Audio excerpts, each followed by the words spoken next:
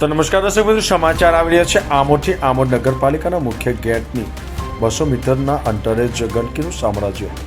આમોદ નગરપાલિકાના ગેટની સામે જ સ્વચ્છતા મિશન અભિયાનના ધજાગરા અને લીરેલીરા ઉડતા નજરે પડી રહ્યા છે. આમોદ નગરપાલિકાના તમામ વિસ્તારોમાં સ્વચ્છતા મિશન અભિયાન અંતર્ગત ફિયાસ્કો જોવા મળી રહ્યો છે. કેટલાક દુકાનદારો ગંદકીના સામ્રાજ્યને લઈને પોતાની દુકાનોને તાળું મારીને જવા મજબૂર બન્યા છે. અનેકોવાર સ્થાનિક દુકાનદારોને લેખિત તથા મૌખિક રજૂઆતો છતાં પણ આમોદ નગરપાલિકાનું પેટનું પાણી હલતું નથી. જાડી ચામડી ધરાવતું આમોદ નગરપાલિકાનું તંત્ર સ્વચ્છ ભારત મિશન અભિયાન અંતર્ગત ક્યારેય કુંભકર્ણની નિંદ્રામાં જાગશે. આમોદ તિલક મેદાન ભેરાઈ માતાના મંદિરની બાજુમાં જ ગંદકીનું સામ્રાજ્ય છે, જ્યાં દર્શન કરવા માટે આવતા લોકોને શ્વાસ લેવો પણ મુશ્કેલ બન્યું છે. વારંવાર લેખિત મૌખિક રજૂઆતો કરવા છતાંય નગરપાલિકા દ્વારા સફાઈ કરવામાં ન આવતા સ્થાનિક દુકાનદારો મીડિયા સમક્ષ પોતાનો રોષ ઠાલવવા મજબૂર બન્યા છે. જ્યારે ધારદાર રજૂઆતો કરવામાં આવે છે ત્યારે નગરપાલિકા દ્વારા સફાઈ કરવામાં આવે છે, પરંતુ બીજા દિવસે જે હતી તેની તે જ પરિસ્થિતિ જોવા મળે છે. કાયમી નિરાકરણ લાવવા માટે દુકાનદારોએ નગરપાલિકાને અપીલ કરી છે. 56 ગામોમાંથી આવતી પબ્લિક આમોદનું નાક સમાન વિસ્તાર તિલક મેદાનમાં શૌચાલય બંધ હોય, જેમાં પુરુષ અને મહિલાઓ જાહેરમાં શૌચાલય કરવા મજબૂર બન્યા છે. દુકાનદારો મોઢા ઉપર રૂમાલ બાંધી ધંધો કરવા મજબૂર બન્યા છે.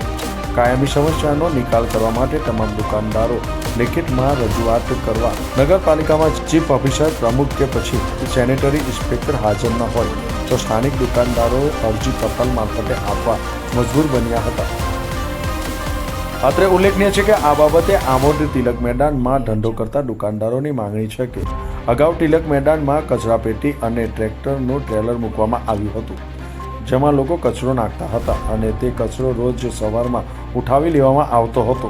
ત્યારે આવી ગંદકી સર્જાતી ન હતી, પરંતુ જે નગરપાલિકા દ્વારા કચરાપેટીઓ ઉઠાવી લેવામાં આવી છે ત્યારથી જ લોકો જાહેર માર્ગો ઉપર કચરો નાખવા મજબૂર બન્યા છે. જેથી તેમની માંગ છે કે નગરપાલિકા દ્વારા કચરાપેટીઓ મૂકવામાં આવે, જેથી આમોદ દુર્ગંધપુરની જગ્યાએ સુગંધપુર બની રહે. શાવિર મલિકનો રિપોર્ટ, ન્યૂઝ ટુડે, આમોદ. તમારું? નઈમ મકસુદભાઈ મલેક. નઈમભાઈ, શું સમસ્યા હતી અહીંયા આગળ જે આ ગંદકીની સામ્રાજ્યને? અમે એવું સમજો કે આ તો 6 મહિનાથી મતલબ કઈ વર્ષોથી એમ તો વેટતા એવા જ છે, તો આ 6 મહિનાથી તો એટલું બધું મતલબ ગંદકી થઈ ગઈ કે ના પૂછો વાત. અમે હવે અહીંથી જવા મજબૂર થઈ ગયા છે હવે, કે હવે અમારા ત્યાં રહેવાતું નથી. એટલી બધી ગંદકી થઈ ગઈ છે કે ના પૂછો વાત. અહીં વારંવાર મતલબ નગરપાલિકામાં બી અમે વારંવાર કહેવા છતાંય કોઈ જાતનું કોઈ નિરાકરણ આવતું નથી. કેટલી દૂર છે અહીંયાથી નગરપાલિકા? બસ અહીંયાથી 150-200 કિલોમીટર, 150-200 મતલબ ફૂટની અંદર જ મીટરની અંદર નગરપાલિકા આવેલી છે. અને બાજુમાં ધાર્મિક સ્થળ જોવા જાય કે મંદિર બી છે. અહીંયા અવનવા લોકો અહીંયા દર્શન કરવા બી આવે છે, તે બી મજબૂર થઈ રહ્યા છે બધા. અહીંયા ચાયની લારીને અમારે મતલબ બધું જ છે અહીંયા આગળ. તો ગામડાની પબ્લિક બી આવતા બી અહીંયા એવું કહે છે કે તમારા તિલક મેદાન કરતા અમારા ગામડામાં આવો, આવું કહે છે. અમારા તિલક મેદાન ગામડાની વસ્તીના લોકો આવું કહે છે કે કેટલું ખરાબ અહીંયા આગળ થઈ ગયું છે. તો જો તમે અહીં બધું નાખવામાં આવે છે, ગંદકી એટલી ખરાબ કરવામાં આવે છે. અહીંયા આગળ બધું બોજ મચ્છી, ઝીંગા, બુમલા, કૂતરાઓ ખેંચીને અમારી દુકાનો પર બી લઈને ચાલ્યા આવે છે. તો અમે હવે અને નગરપાલિકાના સદસ્યને સબને કહેવા માંગીએ છીએ કે આનું નિરાકરણ જલ્દી લાવો. અને આનું મતલબ બહુ ગંદકીનું સામ્રાજ્ય અહીંયા બની ગયું છે.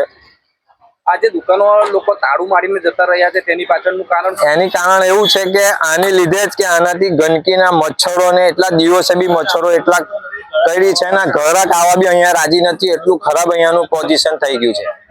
આ ગંદકી વાસ મારે છે, બહુ વાસ મારે છે. અહીંયા રહેવાય ના તમારાથી. તમે અહીંયા આગળ આવે, નગરપાલિકાના સભ્ય અહીંયા આવે તો અહીં ખબર પડે કે કેવી રીતે અમે રહીએ છીએ અહીંયા.